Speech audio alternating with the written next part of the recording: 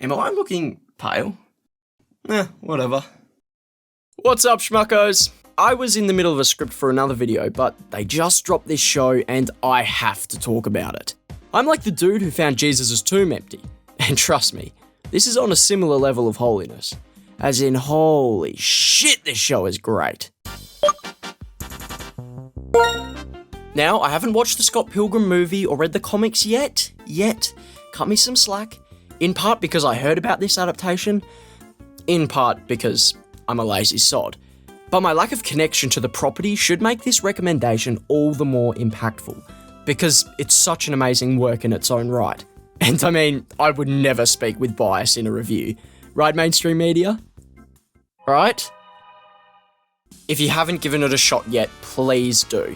At least give the first episode a go. It's on Netflix, it's only 20 minutes, and if you like it, there's a good chance you'll like the rest of the season. If you need more convincing though, have a seat while I spit straight facts on all your facely orifices. On your face. God, I have such a way with words. This show has a very obvious point of praise that sticks out like a piece of shit among Twinkies, so let's not start there. Two things in television I find crucial in a high-quality series that I feel gets overshadowed by other areas is a show's pacing and tone. And boy does this show have some unconventional use of those things. The tone is wild and in your face, and it never takes anything too seriously. Kind of like an old arcade beat-em-up game. There's constant meta-humor and references, balls-to-the-walls action, over-the-top character expressions and sight gags, bombastic and subtle effects animation, video game sound effects, on-screen text and onomatopoeia, all contributing to this cartoony aesthetic, which is fitting given the source material. The pacing supports this, the individual scenes have a great flow about them, but the overall structure is generally at breakneck speed. These two areas blend together like eggs and flour and make the series feel like a comic, in how over the top it gets and how quickly everything progresses.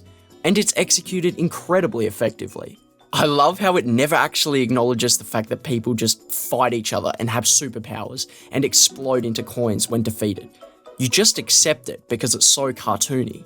This approach is actually pretty unusual and could go very wrong if done poorly, but since the show is animated and so confident in what it wants to be, it works really well.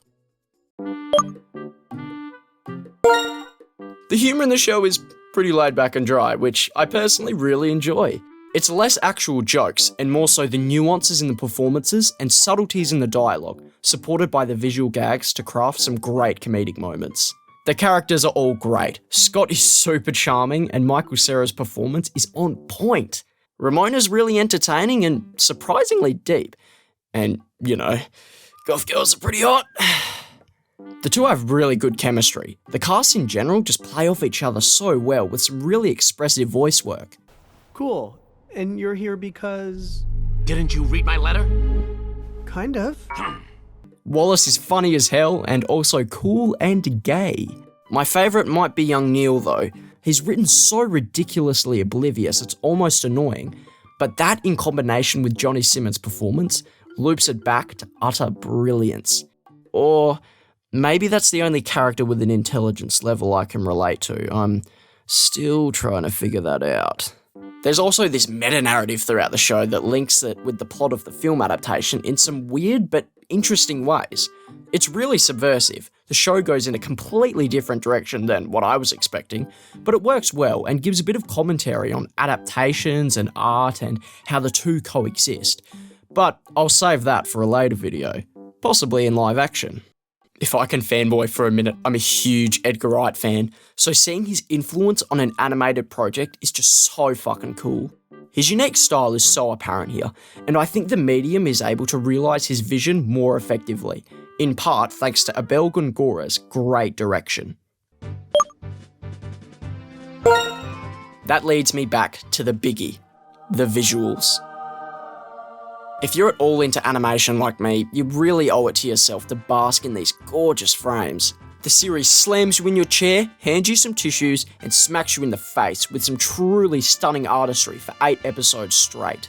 Even if everything else was dog shit, I would have watched the show for the animation alone. The art style is super expressive and appealing, with this rough texture and variety of width in the line work that enhances the graphic look of it all. They took the comic art and streamlined the designs for an animated setting to perfection. All the characters move with this energy and flair, and the proportions allow for complex animation while still being very stylized and unique. You can tell the animators were given enough time to flesh the series out with detailed movement in the dialogue scenes as well as the action scenes. I could put some of these frames on my wall, they look so damn good. I mean, they pretty much speak for themselves. But I do like the sound of my own voice, so next paragraph. I will admit, the show isn't perfect, its main flaw being the ending in my opinion. It's solid, but doesn't hold up to the very high standard of everything else.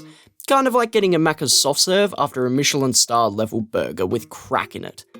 It definitely could have used more time to pay off what it had set up, but I don't want to go into spoilers.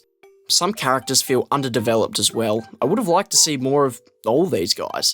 In a way, the 8 episodes is the biggest hindrance for the show. They had way too many great ideas to fit into such a short runtime, which is a pretty positive criticism when you think about it. Despite its faults, it never stops being a super fun show. It's one of those pieces of media that is just so charming and entertaining, it makes me giddy the whole way through. And I rarely use the word giddy. Above all else, this is one unique show.